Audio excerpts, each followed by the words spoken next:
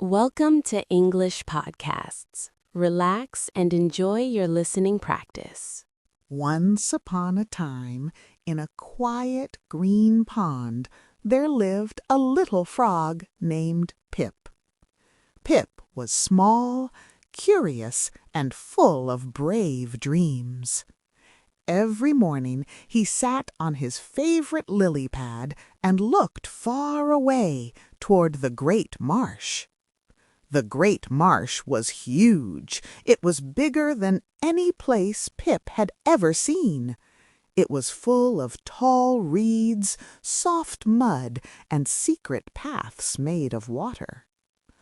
All the older frogs said, "Do not go there, Pip. The marsh is too big. You might get lost."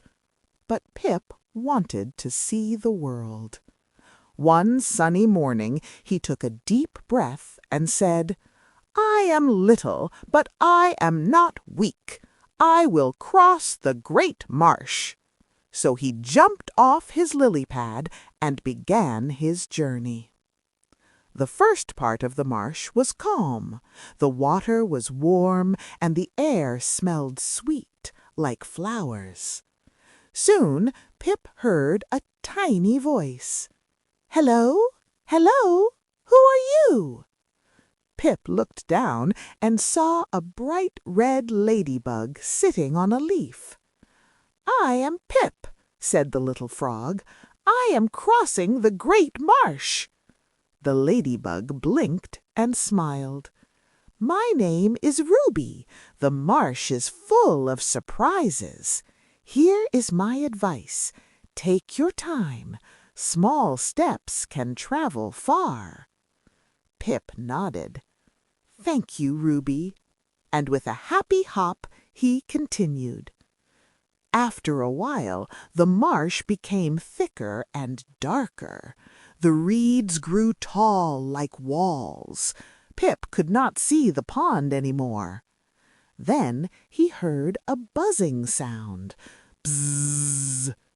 A dragonfly appeared in the air, shining like blue glass.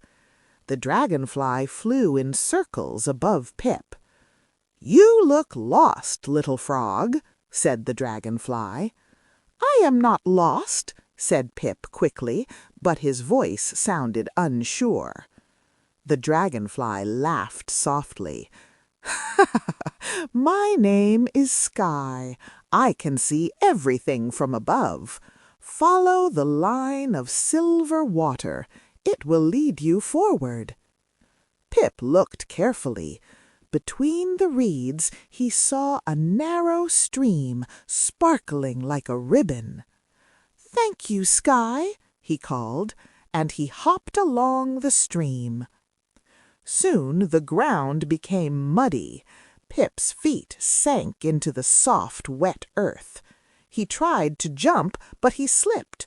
He tried again, but the mud pulled him down. Pip's heart began to pound. "What if I cannot move?" he whispered. Then he heard a slow, crunchy sound. Crunch, crunch. A large beetle crawled out from under a log. The beetle was dark green, strong and calm. "Do not panic," said the beetle. "Mud is tricky, but not impossible. My name is Moss. Here is what you do. Find something firm, a root, a stick, a stone. Push slowly and breathe." Pip took a deep breath. He found a thick root near the water. He pushed one foot onto it, then the other. Slowly, carefully, he pulled himself out of the mud. When he was free, he smiled with relief. "Thank you, Moss," he said. The beetle nodded. Bravery is not loud. Bravery is patient. Pip felt stronger now. He continued deeper into the great marsh. The sun moved across the sky. The air grew cooler. Pip began to feel tired. Then a gentle song floated through the reeds. It was soft and beautiful. Pip followed the sound and found a group of fireflies resting on a branch.